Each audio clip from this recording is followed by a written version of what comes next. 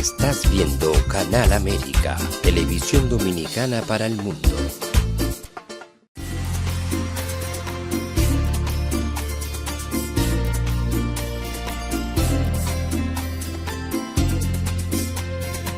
A Time for Truth show is sponsored by the Office of Dr. Bernard Fialkoff, a periodontal, dental implant and laser specialist in New York City, for over 40 years.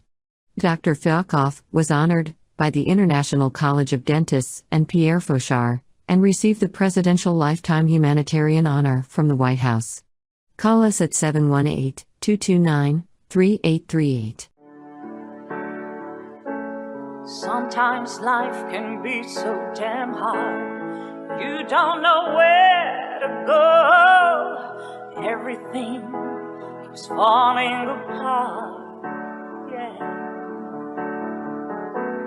You try to do your best, but only God knows that you've given everything you've got, but the world takes you down.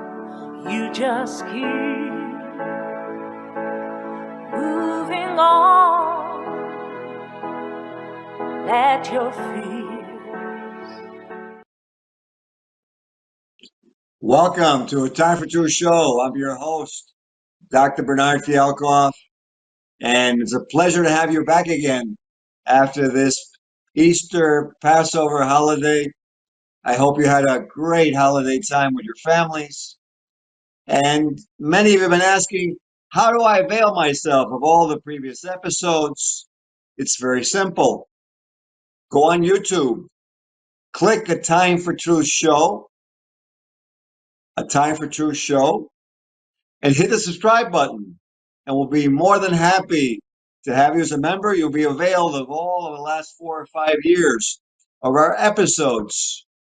And tonight, we're going to be discussing something that's crucial to our country, that in my opinion really is what's behind all our community and social strife, the problems that we've been experiencing, that we've been trying to address by many different reasons, but we don't get to the basic reason, the family, the importance of the parents for those children, the discipline, the love, the guidance that a mother and a father bring to that family, and that family unit brings to the community. And we're very lucky to have with us today a very special human being, a person who actually spends her life helping in that vein. And if we will, Buddha, let's put her up on the screen and introduce to our viewers Helen Davis. There you see her, a business and nonprofit humanitarian. Helen is also a teacher and special educator with master's degrees in education and early childhood and special needs education. She holds management and marketing degrees with over 30 years of experience in corporate training and development. On top of all that, Helen is an author, a poet, and a publisher, having written a special life story called Nano Saves the Day. And she has upcoming works on autism, sensory disorders, ADHD, ADD, learning disabilities, and behavioral disorders. She is a mother of 5, a grandmother of 3, and a godmother to so many. She has a tremendous heart. And Buddha, if you will, let's bring her up live on the screen. And a bit of warm welcome to Helen Davis to A Time for Truth show. Welcome, Helen. Hello. Good evening.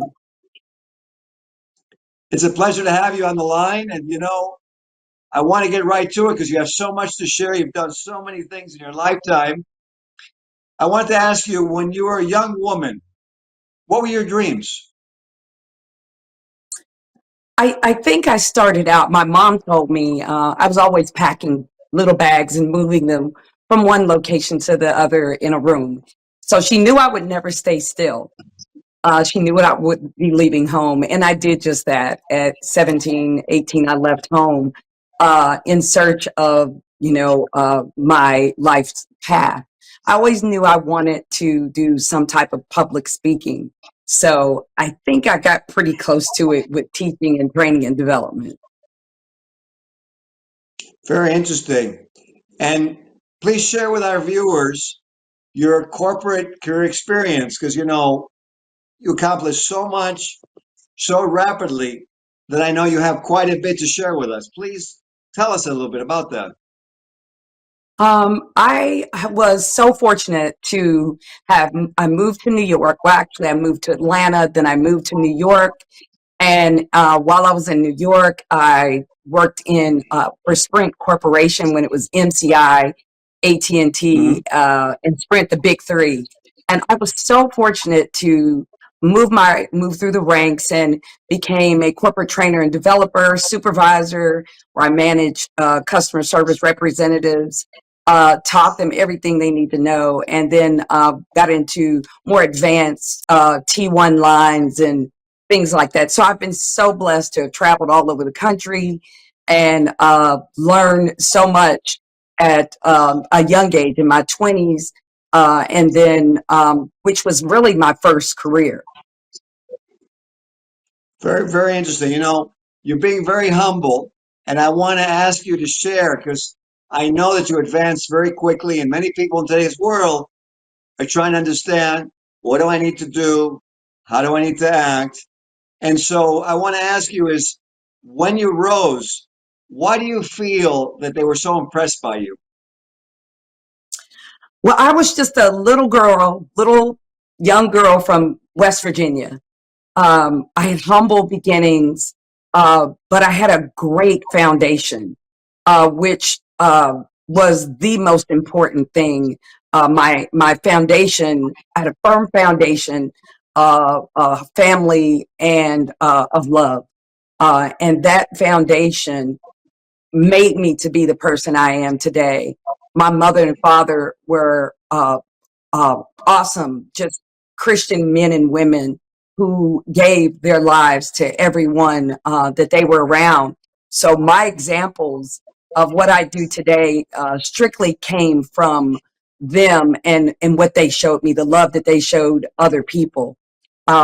So as I was from a young girl to now, I was taught my morals and values and how to love other people. And I think that alone, they used to tell me in New York, don't smile, don't look at people. I would get on the elevator and just smile or walk down the street. And my Spanish, I lived on a Spanish block, and they would tell me, no, you can't smile, don't smile at people. And I was taken back because we're from West Virginia. That's what we were about. You get on the elevator, whatever, you speak to people, you look at them in their face. So I had to learn a different set of skills to kind of survive in the big city. But I never allowed that to change my morals and my values and who I had become as a young woman. And I think that's why I moved up in my career from customer service, quality assurance, corporate training and development, supervision, and then upper management. So I think that's why I moved along pretty quickly, because I knew how to treat other people and I knew how to love other people unconditionally. So I'm glad you're sharing that with our viewers, because there's so many different philosophies. There's all this marketing and social media, and I agree with you so much. What's been lost is what you were talking about: respect, honoring the other person, and really looking at them. And I laud you for that, and I'm so glad that you never changed. And that's what I saw when I first met you, that you're a very humble, friendly, social personality, very, very easy to speak to. And it's very interesting, because I'm going to ask you a question, and it may get people confused, but it's a very important question. Is, tell us how and why you're doing so well in this corporate world, and you made a decision on your second career. Yes, I consider my second career to be the births of my five sons. I have five boys. I was a little bit older than most. At 34, I started having my kids because I had that corporate career. So I was very much into focused on traveling and doing everything, working, finding my own path. And, but I did have a longing to have children. And so I ended up having five boys in a row. Ages 20, they're currently 21, 22, 20, 21, 22, 24, 26, and 28. So they were my second career. And after the second son was born, by the time I was with my third son, I did stop work. But I became a homemaker, but I also continued in my entrepreneurial. Um, I started helping my husband at the time manage his electrical business. So I just kind of shifted over into management in a different area. So that allowed me time to learn how to uh, become more independent and not just attached to a corporation necessarily. So I learned a different set of skills. Even though I was a mother, I was still very much a businesswoman. Very interesting. What's amazing, I always say this, that a mother has the time to work because I know your attention is always on your kids no matter where you are. So it's a tremendous undertaking that most people, I don't know if they realize, but I, acknowledge, recognize you for that. It was this amazing thing that you helped your husband.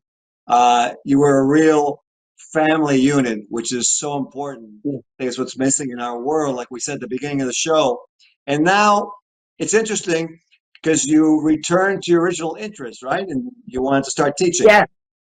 Mm-hmm. Tell us about that, please.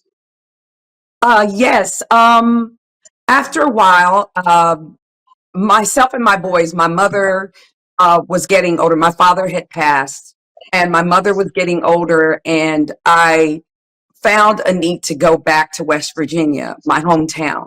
So I ended up back in West Virginia for about 17 years. During that time, and my boys were very young during that time. My youngest was only 8 months old when we got there.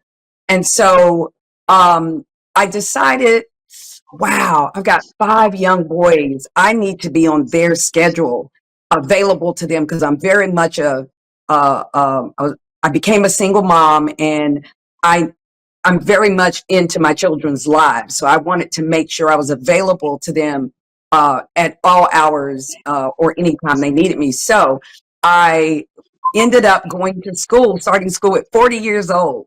I started on a different path of education.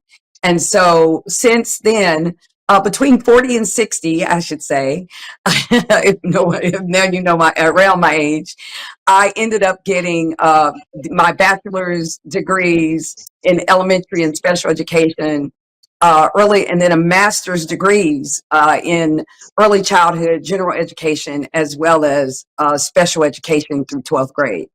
And so that catapulted me to where I am today. And I eventually moved.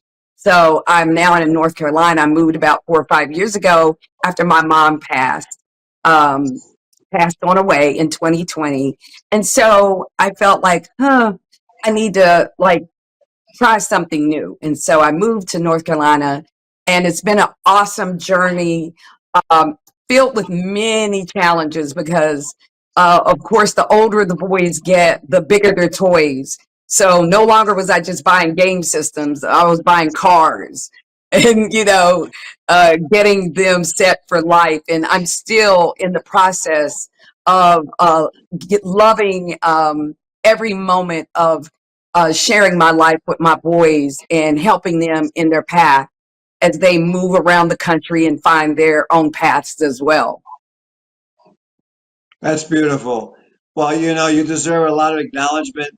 And I saw the picture of your kids, great picture of your family. And, I want to ask you, what are your concerns regarding the education and the methods that you see that we utilize for our special needs youth in the United States of America? Well, I'm gonna try to find a nice way to say it. I think we've got a lot of challenges, to say the least. My son, one of my sons, my middle son, who's 24 going on 25, he suffered severe oxygen loss at birth, and he was the my inspiration for writing the book Dano Saves the Day. He can't read or write. However, he is the best communicator. His ability to understand vocabulary and learn on his own. And I saw what he was able to do in spite of not being able to read or write. He found ways through going on even at 4 years old, he could get on the computer. I remember when we had the desktops, he could get on the computer and look at the shape of a word and know it was Disney. He knew it was about, like, a child knows the arches for McDonald's. He knew the shape of words, Nickelodeon. So he could click on the history. He knew how to find the history. So he could find the history and go and find how to get back onto the sites, even though he didn't know how to read. So it was amazing to me to see what the mind could do with no matter the challenges. And so that he's my inspiration for getting more into special education than general education, and really working with differentiating instruction and teaching children who have a variety of exceptionalities, we call them, whether it be autism, whether it be behavior disorders, learning disabilities, whatever those, ADHD, which you hear a lot about, ADD, which is attention deficit disorders, or attention deficit hyperactivity disorders. Those make learning challenging, not only for the child who has the exceptionality, but it makes it challenging for the children in the classroom.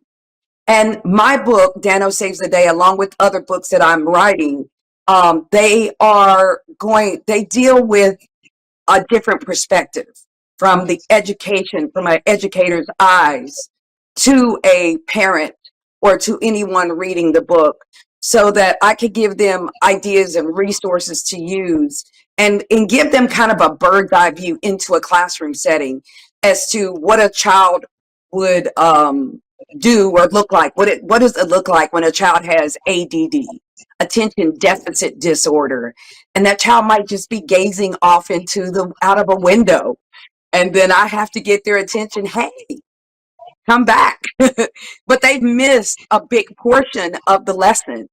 And so our general education teachers must be educated as to how to help students that are included, that inclusion in the general education classroom setting. I also do something. I teach my students that are around that are in the general education classrooms, how to help their friends, how to help the other students that have disabilities. Meaning, if they see them headed in the wrong direction or off focus or looking out a window, they may tap them. Hey, Joey, and it'll bring them back. That one little motion will bring that student back and allow them to be able to focus and learn. So I think to respond to that, the challenge is that the Board of Educations, the educational system, needs to train the general education teachers how to help and how to identify and support students with disabilities in the classroom, because they put them in there every day, all day, and we have to service them there. It's very true, affinity and caring, really caring, not just saying we care.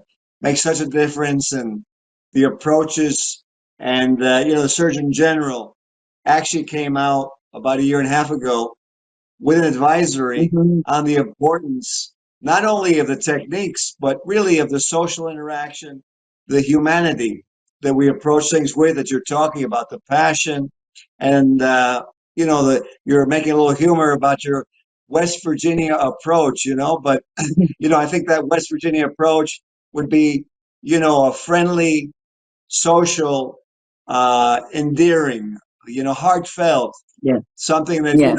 instinctively the other person feels it. And it's amazing how that creates so much change. So I couldn't agree with you more. And the other thing I've seen about you since the time I met you a few days ago, you're unbelievably prolific human being. You've done so many different Thank you. things, and so you're welcome. It's true, Mm. and the thing that I know our viewers, especially the mothers out there, probably want to ask is Dr. Fialkoff. Ask her, how does she do all that she does? So I want to know. So I'm going to ask that question to you. How do you get done everything that you get done? Um, I, well, as a parent first, my children's survival is the most important to me. So as an educator, and I tell my students this often, and some snub at me, when you are in my classroom, you are my child. I stand in as your parent. So when I show you love and I give you guidance, or even that might be tough love, it is because I do love you like I would my children. And I want to give you the same opportunities as if my child were sitting, any of my 5 boys were sitting right in the room with me. So I stay up, if I have to stay up to 3 in the morning to prepare a lesson plan, or we prepare individual education plans. I've had many challenges where I had so many individual education plans to prepare. As I'm a travel teacher, I move around. See, my mom said it right. My mom got it right. I today am a travel teacher. I move from school to school. I'm not in one school. And so I love it though. So as I move around, I go and I also help other teachers that are that are brand new teachers. And I've had that opportunity recently, and it is very rewarding. And so I tell them it's a sacrifice. So if I have to stay up till 3 o'clock in the morning, 4 o'clock in the morning, uh, I have to do it. I do whatever is necessary in order to make sure that I give 110% to the preparation of the individual education plans or IEPs or a lesson plan or whatever I have to do. And I've made it through this far, 62 years. I'm 62. And I believe I've still got some time left under my belt. So the sleepless nights and the extra work did not damage me. I'm going to say that. It can hurt you. It can only help because I realize what my focus is, and what is most important is making sure that the students that I serve, the teachers that I help, the school system that I'm working in gets the best that I can give them. That's beautiful. That's so important. I know my own practice as a surgeon. That's always been my philosophy, is to give a quality product, to give what the person comes in for, and to be humane to them, and to have their trust, and to make sure that we do what we're supposed to do. So I couldn't agree with you more. And with everything that we've been talking about, I wanted to ask you a question that really just flows from what we've been addressing, and that's, what concerns you most regarding the issues you see that our country is facing right now, familially, economically, from an education perspective. What are the issues that you see that are bothering you? Well, I tell you, we have a lot of moral decay in our country today. We have many challenges that we're facing as educators, as parents, as a whole. Children are exposed to too much too fast. The U.S. Surgeon General in 2021 mentioned that children have a mental health concerns and mental health issues, dealing with anxiety and depression, and also just an not knowing a feeling of loneliness, and because they are exposed to too much too fast. And so what I see the need for is um, offering them a way to happiness. And the program that drives me to the conference I just attended, our Common Sense Guide to a Better Way of Living. And I believe that now is the time for us to get out there, not only with the foundation that you're the president of, through a drug-free world, the Americas, but also the Way of Happiness, to introduce character education to students. I would love to go into the school systems and educate them and help give them support in and out of school. And also within my nonprofit, be able to provide a cafe of services, whether it be financial literacy, with some additional programming that I have, life skills training, even for individuals with disabilities, high functioning disabilities, like such as my son, financial literacy, interest inventories and guidance. So I think our children today just need more hands-on and more guidance. And hopefully they will find their way, find their path, as I have in my example here in my message for Well, I couldn't agree with vision you to change. more. You know what? I think you're spot on. And it's been a pleasure to have you on the show. You're an example of a human being, of a mother, of an entrepreneur, of a successful corporate leader, of an educator, of an author. I'm going to look to see if there's anything I left out. Humanitarian. But okay, it's been a pleasure to have you. Yes. And I really look forward to having you on the show again. And for tonight, for those viewers watching, let's make sure our kids feel our love, as Helen said. Let's guide them. Let's give them some discipline. And as Helen said, there's a great program out there to help you with them called The Way to Happiness, which is a common sense moral code that really cuts across all creeds and races, all of us, to help our kids. So until the next time, first of all, thank you, Ellen. Yes, thank you. And for all of you watching, I hope you have a very nice week, and we'll see you on the next episode of A Time for Truth show. Have a very good night. Bye. This show was sponsored by A Time for Truth Foundation Incorporated as a community service.